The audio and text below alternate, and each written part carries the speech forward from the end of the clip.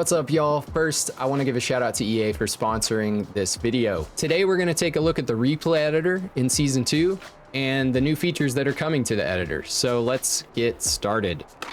We are here at Casper Hotel. This is a new pool on top of the roof, and we're just going to film a quick little clip here. So let's get a hand plant.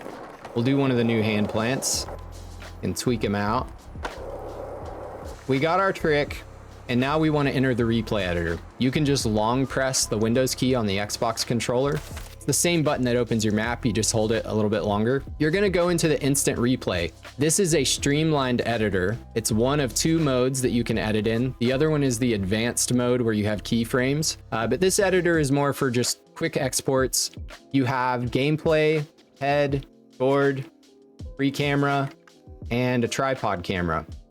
You have a controls helper on the left that's going to show you can go in and out with the left stick, you can rotate with the right stick, and you can change the field of view with the D-pad by pressing up and down. Along with that, you can trim the clip. So if you press the right bumper, you're going to go into trim mode. So we're here in the trim mode, and if I use the left trigger, I can scrub the timeline and find the start point I want for the clip, which we'll say right there is pretty good.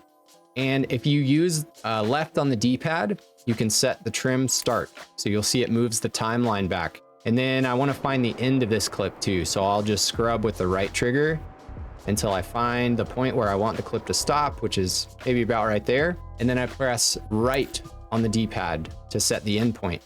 And now I press the bumper to confirm. So now we're at the end of the timeline.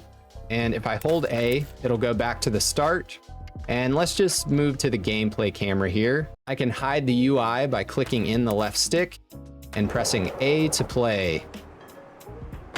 And so if I was happy with this clip in the instant replay editor, I can save it by pressing that same Windows key that we use to open the replay editor. So if you just save it, it's going to save a draft.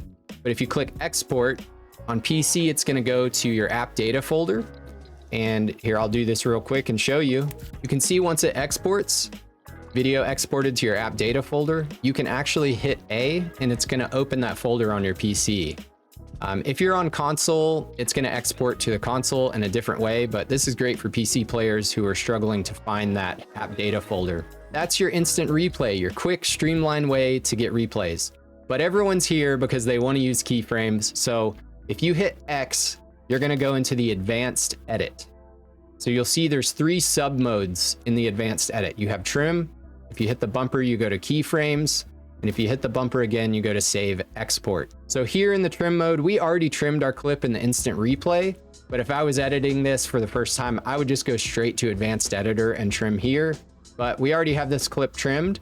So we'll just hit the bumper to go to keyframes. And let's go back to the start of this clip. You'll see we have a little bit more controls in the controls helper. So one thing that people don't know is if you hold Y, you can actually move the camera up and down with the left stick or right and left rather than just back and forth when you don't hold Y.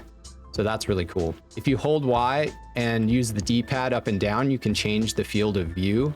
And you can see in the top right, there's a number applied to the field of view. So you can get really consistent settings and always use the same field of view for your fisheye or your long lens. So that's really cool. But we're going to film this clip really quick. So let's hit X and go into edit. We're going to make sure we're in free camera for this. You can see the lower the number here, the more it zooms in for your like long lens zoom stuff. But I want to film this with a wide angle. So I'm going to go to an FOV of about 100 for this clip. And I want to start this clip with a little bit of tilt. So I'm going to tilt the camera and confirm. And when I set a keyframe here in a minute, it is going to save that tilt and the zoom setting to the keyframe. I'm going to start my clip a little low to the ground. We're going to be looking at this pool seat right here. I'm going to set a keyframe by pressing down on the D-pad. So the way I like to film things is I will scrub through the timeline and kind of find a key moment where I want the next keyframe to be. So, you know, I notice my skater's like standing pretty tall right here. So that's probably where I want my next keyframe. First, I'm going to go back into edit and get rid of that roll so I can save a level camera at this next keyframe, keeping the field of view at 100. And then I'm gonna fine tune the positioning of the camera here, you know, maybe go forward just a little bit, get closer to the skater, make sure I'm not cutting him off at all. And then I'm gonna add a keyframe. So then we're gonna move on to the next point, which is gonna be the end of the clip. For this one, I might want to add a little bit of roll in the opposite direction. So I'll set that. I'm gonna move to the other side of this here, lift my camera up a little bit, kind of point it down at the seat, find a good spot. Boom, we'll set our keyframe. So now let's hold A, go back to the beginning, click the left stick in to get rid of the UI, and let's just play this and see how it turned out. I mean, that looks pretty good to me. Usually what I'll do is I'll scrub through these and just make sure I haven't cut the skater off. I don't have any weird movement or anything like that. And yeah, this one looks pretty good. So, you know, I could hide the UI and just play this and capture it in OBS if I wanted to. Or I can go into the save sub mode by clicking the right bumper. And then from here, I would click that Windows key and we can save this as a draft, or we can export it to our system or our console, just like we did in the instant replay. Pretty awesome, y'all. It feels good. It feels familiar to Skate 3. It's a little different. If I had any suggestions, it's try to use as little keyframes as you can and keep them spaced like evenly apart. So last thing before we go, there are new settings within the replay editor that you can adjust. So if you hit the hamburger key on your Xbox, the start key, you'll see we have replay history duration.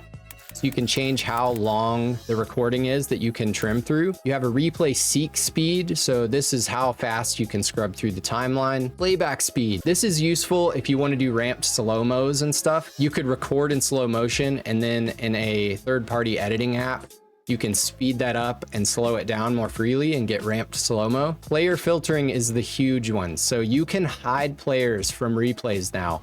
So if this is set to none, you'll see all players.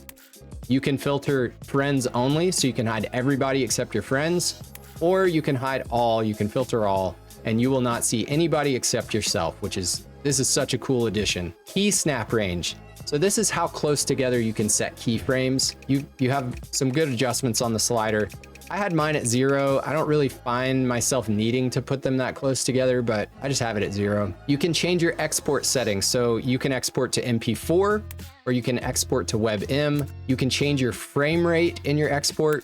So you've got 24, 30, and 60.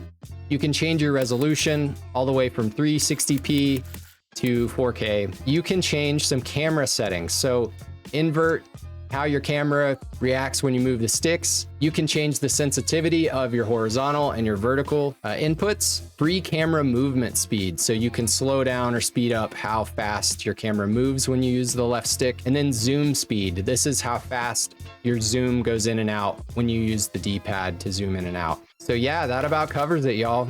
Thanks for watching. I hope y'all are excited about season 2 like I am. And I can't wait to see what everyone creates with the replay editor. Thanks for watching. Peace.